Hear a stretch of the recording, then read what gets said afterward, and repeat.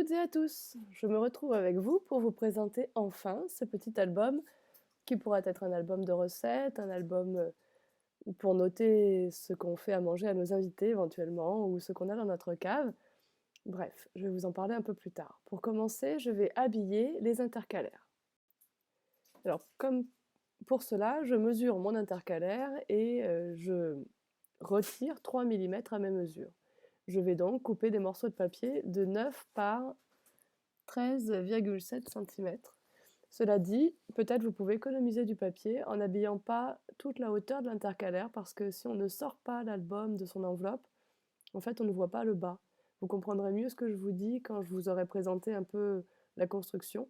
Mais enfin, regardez bien la vidéo parce que peut-être vous pouvez économiser un peu de papier au lieu de tout habiller.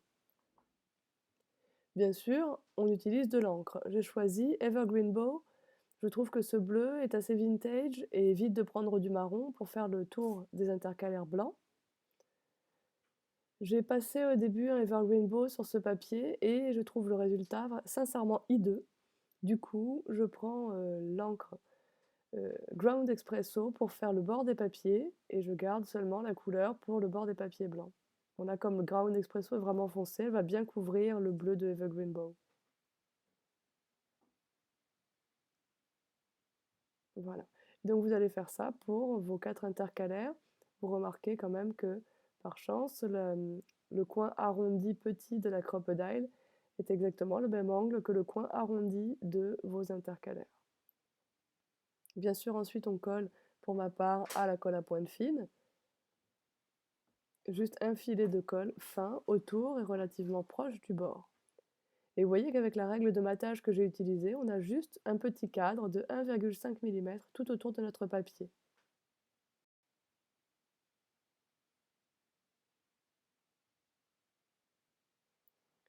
Vous voyez que dans cette collection, vous pouvez tout à fait utiliser soit que des instruments de cuisine, soit rien qui ne parle de la cuisine, hein. Les versos sont tous assez différents des devants. Alors on fait maintenant la reliure. J'ai choisi un U. Les dimensions ne sont pas aussi mathématiques que d'habitude. Je vous les écris là. On a 1 de chaque côté pour les pattes de collage et 0,7 au milieu pour le premier morceau. Donc vous additionnez les dimensions hein, pour avoir la largeur totale. Et 1,5 de réserve ici. On va coller ce U et on collera les intercalaires dessus. Et en fait, dans l'idée, moi c'est vrai que j'avais pas forcément prévu de sortir cette partie de l'album en fait de son contenant. Sinon, en fait, il va peut-être me manquer un intercalaire à la fin. Vous allez me comprendre, je suis désolée.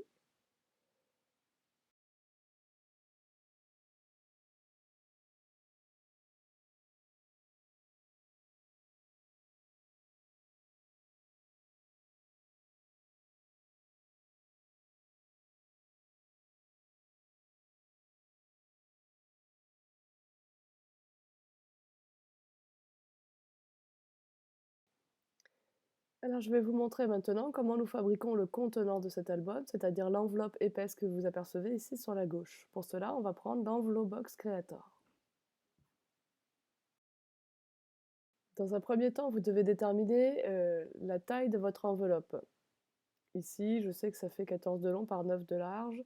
Donc je prends mon tableau à double entrée et j'ouvre la feuille qui me permet d'avoir la position 1 et la position 3 parce que je veux une épaisseur d'enveloppe de 2 cm. Voilà.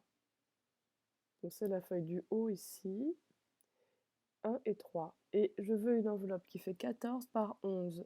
Je sais donc que je dois découper un morceau de papier de 22,3 cm de côté, un carré de 22,3 cm. Dans cette même case, j'avais les repères, donc les lignes de pliage. C'était E et H. Vous allez voir, ici je fais F parce que je me trompe et je dois me rendre compte que je fais une erreur parce que les lignes ne vont pas se croiser avec les précédentes. Donc là, je sais qu'il y a un truc qui ne va pas parce que mes croisements ne se font pas. Donc mes angles ne seraient pas bons. Ce n'est donc pas F mais H que je devais utiliser. Et là, tout va beaucoup mieux. Donc je continue. Sur un côté, je fais E. 2 fois en position 1 et 3, et sur l'autre côté je fais H 2 fois en position 1 et 3.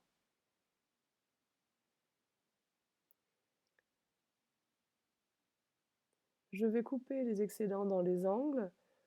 Ici, je ne coupe que un tout petit coin parce que je veux garder une languette, parce que ça sera le bas de l'enveloppe, hein. Vous faites exactement comme moi, vous n'aurez pas de problème, et c'est d'une logique implacable. Donc en bas, on aura une patte, et en haut, par contre, eh ben, souvent, en fait, j'enlève tout, parce qu'en haut, on n'a pas besoin de la patte, elle est plus gênante qu'autre chose. Je ne le fais pas là tout de suite, mais vous verrez que je couperai ces languettes un peu plus tard. Maintenant, on écrase les plis qui ont été marqués précédemment.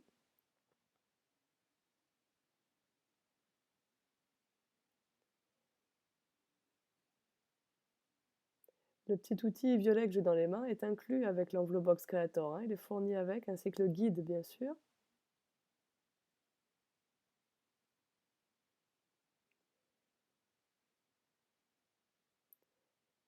Alors, on va former notre enveloppe. Vous voyez que c'est très très simple.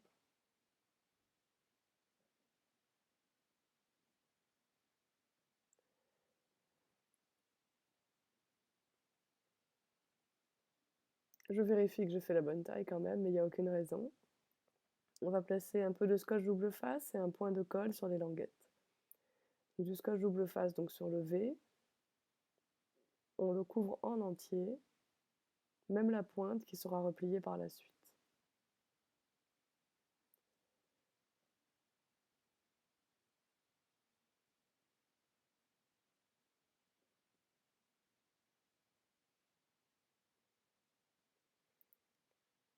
J'ai pris le scotch double face fin de 3 mm et extra fort. C'est très important pour ce genre de projet que le scotch colle extrêmement bien.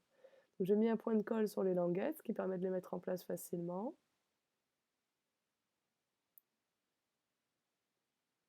Hop, je fais attention que mon bord soit bien perpendiculaire. Et je fais tenir le scotch. Voilà, donc les languettes ici, je vous l'avais dit, je les coupe celles d'en haut.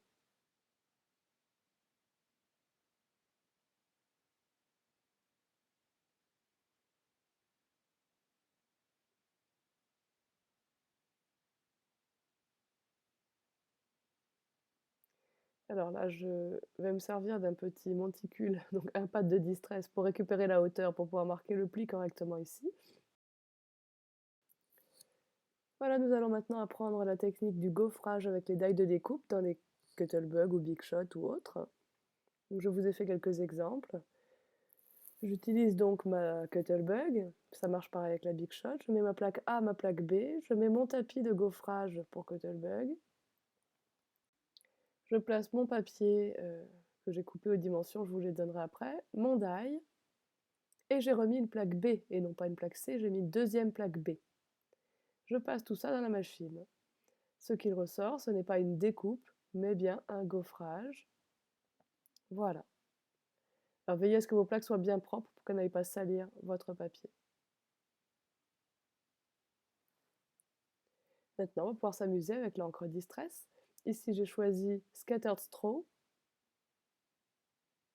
Je prends le pochoir qui, bien sûr, est inclus dans la box. Scattered Straw me donne cette idée un peu caramélisée. J'aime beaucoup dans le thème cuisine, c'est très beau. Voilà, rien de plus simple que de passer de l'encre Distress à travers un pochoir. Un petit peu tout autour et je repasse bien sûr généreusement sur mon gaufrage pour le mettre en valeur. Donc je peux colorier un petit peu maintenant mon die comme je l'ai montré sur les exemples précédents. Vous reverrez des photos à la fin bien sûr.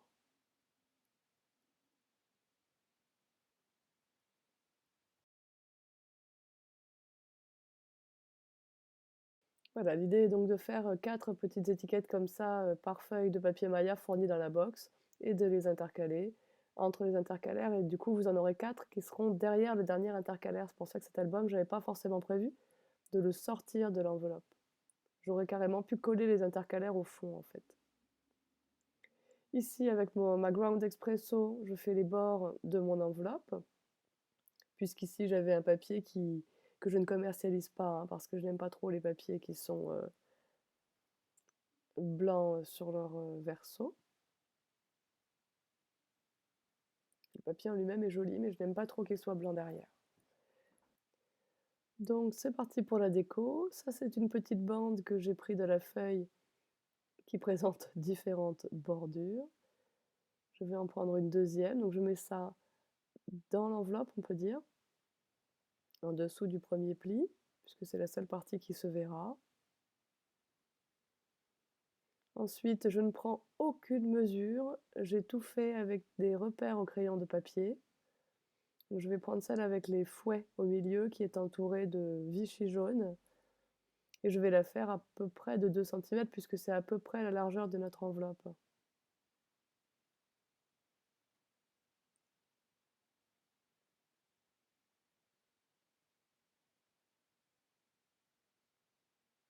Je vais maintenant m'occuper de la pointe. Alors pour ça, je vais tout simplement coller le papier comme ceci, en mettant de la colle sur les pourtours de la pointe. Je vais juste le retailler un tout petit peu en largeur, qu'il ait exactement la même largeur que l'enveloppe. J'applique de la colle sur la pointe de l'enveloppe. Je pose le papier. Puis je n'aurai plus qu'à retourner l'enveloppe pour couper avec mes ciseaux le long de la pointe.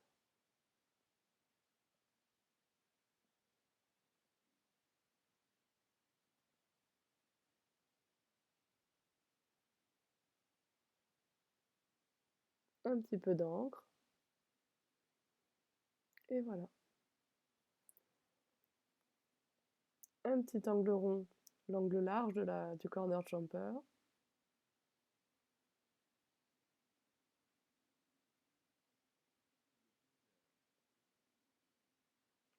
Ici, ce petit morceau de papier va habiller le bas de l'enveloppe. Donc pareil, crayon de papier, pas de mesure, pas de règle.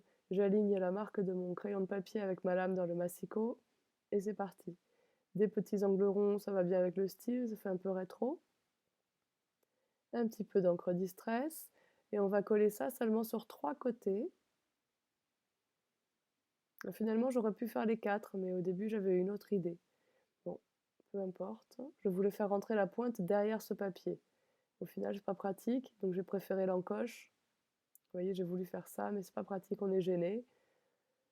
Donc finalement, vous pouvez coller ce papier sur les 4 côtés, c'est pas un souci.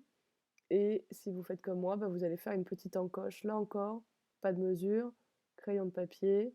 On regarde à peu près ce qu'il nous faut comme encoche.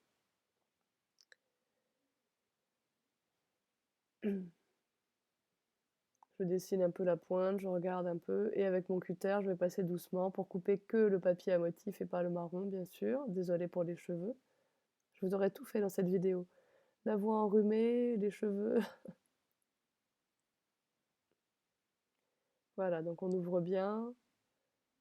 Je pousse un peu la découpe ensuite avec mon ongle pour qu'elle accueille le papier plus volontiers. Comme ceci, voilà, c'est là que je pousse avec mon ongle, voilà. Et là, on est bon, j'efface les traits de crayon. Et il va maintenant pouvoir décorer le devant. Donc je choisis les papiers, les embellissements dont je vais avoir besoin. Et là encore, les coups de crayon, pas de règle. Je prends cette petite partie de la feuille avec toutes les petites décos. Donc c'était impeccable d'avoir un intercalaire ici. Et le mot recipes en anglais. Voilà, je trouve que ça va aller bien comme ça. Je n'ai qu'un tout petit côté à retailler par la suite. On n'oublie pas l'encre distress sur les tranches. Donc là, je reste en Ground Espresso. Je vais m'occuper un petit peu des fleurs. Pour ça, je pchite des aquacolors. J'ai choisi la couleur bordeaux sur mes fleurs en papier. Et je vais faire en sorte qu'elles soient colorées dessus-dessous et bien imbibées.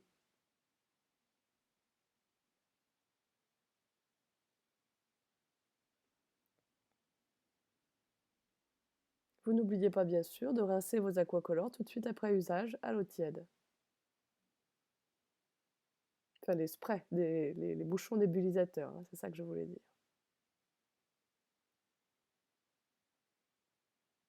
pouvez aussi peindre avec le pinceau, hein, si l'encre ne se dépose pas où vous voulez. Ensuite, il faut arrondir un peu les pétales pour les travailler et les froisser un petit peu une par une en étant délicat parce que le papier est mouillé, il est donc plus fragile.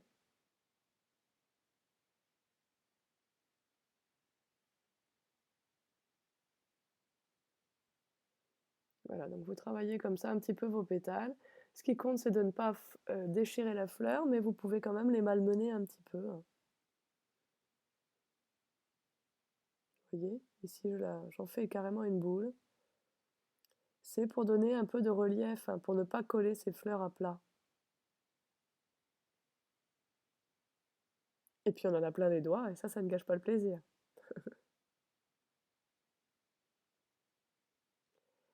Voilà. Alors on fait ça avec les autres fleurs.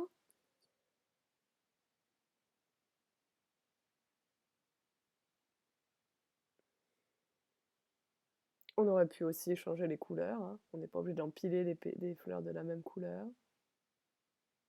Je prends un bâton plus petit parce que là les pétales sont plus petites, alors le scalpel était un peu large, je prends un vieux bâton de pinceau, et puis je les pince carrément dans mes doigts, enfin voilà. Le but est de les froisser finalement, hein. La petite c'est un peu plus difficile. On va simplement lui dire d'avoir les pétales qui reviennent vers l'intérieur. Donc ensuite, je vais les empiler et les assembler avec une attache parisienne. Finalement, j'ai regretté l'attache parisienne, mais bon, elle y était. Vous pouvez aussi les coller ensemble de façon à ce qu'après vous verrez, j'ai mis le bouton en bois et l'attache parisienne me gêne un peu. Ici, je mets le spray bronze,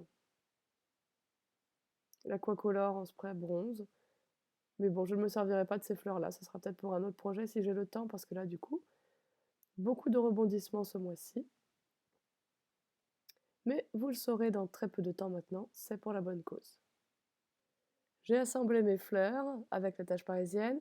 Je prends de la laque à cheveux, hein, tout simplement la laque la plus bon marché que vous pouvez trouver, hein, la mienne vient d'Intermarché.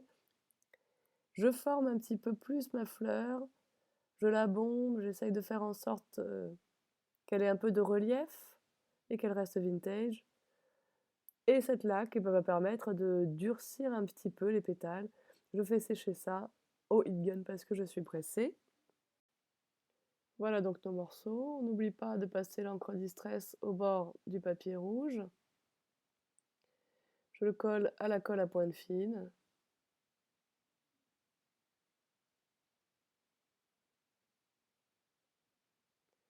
Je place la petite bande. J'en recoupe un tout petit bout. Donc je fais le raccord d'encre évidemment. Hop.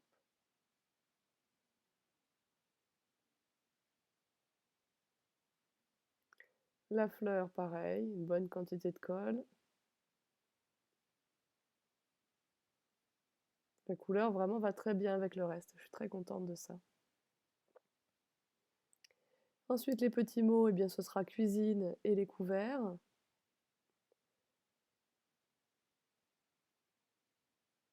Donc, je vous disais, je vais peut-être noter dans ce carnet les recettes que je sers à tel ou tel invité. Parce que parfois, on a une recette fétiche, quelque chose qu'on aime bien faire, mais on ne sait plus si on l'a déjà fait goûter à tel ou tel de nos amis. Du coup, ça permettrait de le noter. Si vous êtes amateur de vin, ça peut aussi servir à noter vos bons vins et à noter à qui vous les avez déjà offerts. Ça peut aussi servir à noter un titre de recette et une durée, par exemple, quelque chose de rapide pour lequel on n'a pas besoin d'explication, mais juste de se souvenir qu'on sait faire ça. Se rafraîchir un peu la mémoire, parce qu'on sait faire plein de choses, mais on oublie. Bon, le petit bouton fleur, je le regrette, j'aurais dû laisser la tache parisienne, mais c'est comme ça.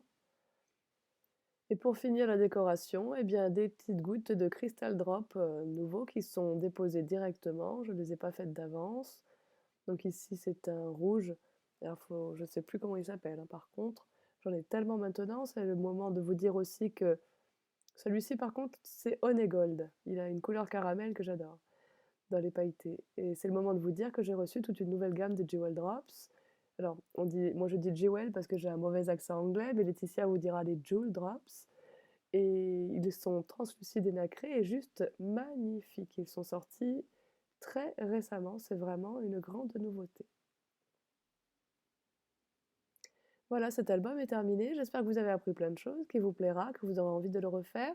Je suis désolée pour ma voix, pour le retard, pour tout ça, mais bon. Si vous me suivez sur le Club Tout en Colle, sur Facebook notamment, eh bien, vous aurez les raisons de ces difficultés passagères. À très bientôt. Au revoir.